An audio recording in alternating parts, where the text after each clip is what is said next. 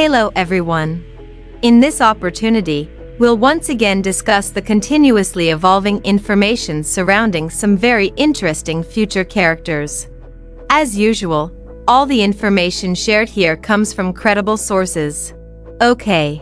In the previous video, we comprehensively covered the surprising new kit updates from Nilex, ranging from global passive to other interesting mechanics we've never seen before. For those of you who haven't watched it yet, I strongly recommend checking it out first. This time, we're going to talk about one of the new characters currently being heavily discussed in the community. Without further delay, let's jump straight into the discussion. Our discussion this time comes from a Bilibili source named Uncle Latte. So, a few days ago, Uncle Latte uploaded a video discussing a new character that's currently a hot topic. As we know, Hoyoverse has released a new Myriad Celestia trailer. In that trailer, there is some very interesting information, starting from Robin now realizing how heavy the pressure her older brother Sunday experienced when he was the head of the family, to various issues related to the family and the IPC. However, the most interesting part is actually one new character revealed by Hoyoverse in that trailer. At a glance, she looks quite similar to Mighty Eye, but a female version. If yaoguang is said to be the female Phanon, then this character is the female Mighty Eye. Quite interesting. So, who exactly is this beautiful woman? According to information from Uncle Latte and what's circulating in the community, the character's name is Beatriz. And even more interesting, she is one of the emanators of harmony.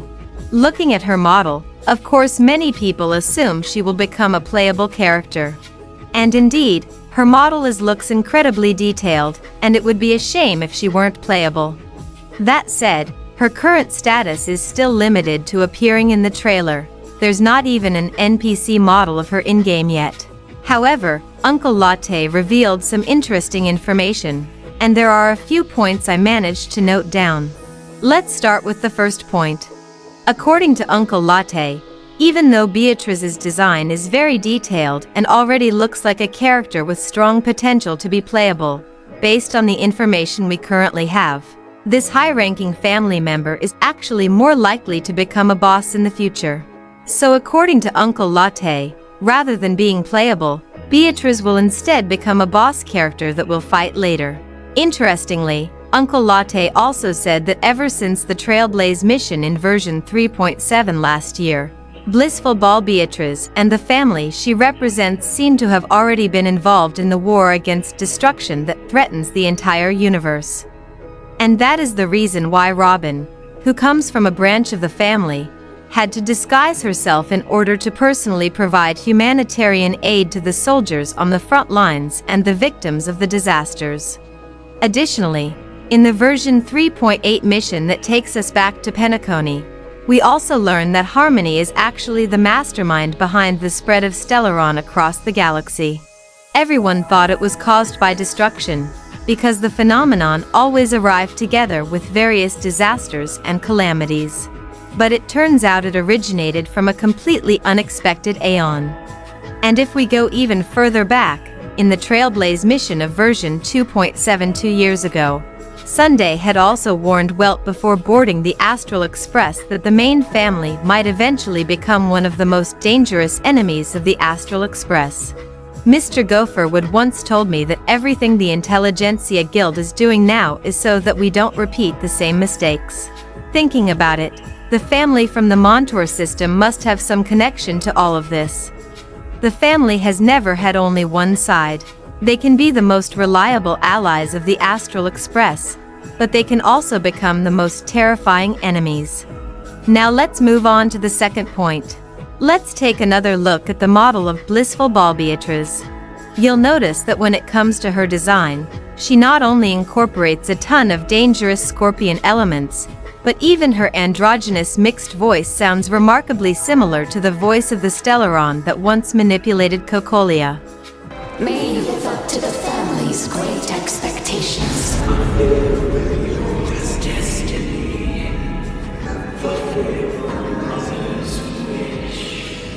And after I checked, JP are the same as well.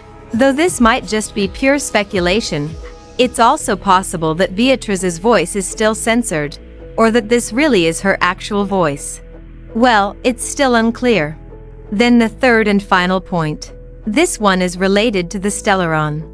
In a databank entry that explains how the Stellaron actually originates from Zype and not Nanak, there's one very interesting detail, a rumor about Selenova that still has ties to the family, although the truth of it is still unknown.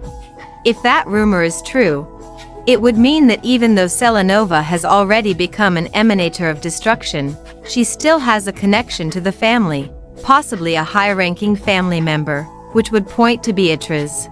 And according to Uncle Latte, this might be the reason why the family previously refused to join the Anti-Destruction Alliance, because they had already secretly reached an agreement with destruction. If that's really the case, then in the future we might truly have to face Blissful Ball Beatriz and Selenova at the same time, together with Robin. And honestly, if all of this turns out to be true, we're going to get one of the most insane storylines ever. Besides Uncle Latte, there's other information about this new character. This time the source is Sakiko Leaks. And the information is quite interesting because it explains who this new character really is. According to Sakiko, the true identity of this character is not exactly Beatriz, as many have speculated, but rather an individual named Antares. She seems to be a vessel of Beatriz through which she is communicating. Do note that this involved some guesswork, so take it with a grain of salt. And actually, this makes quite a bit of sense. Because if we look at the HSR wiki, Beatriz is one of the 4 harmonic strings, an embodiment of Zype and an emanator of harmony. So basically, Beatriz is the same as Dominicus, whom Sunday once used to fight us in Penacony.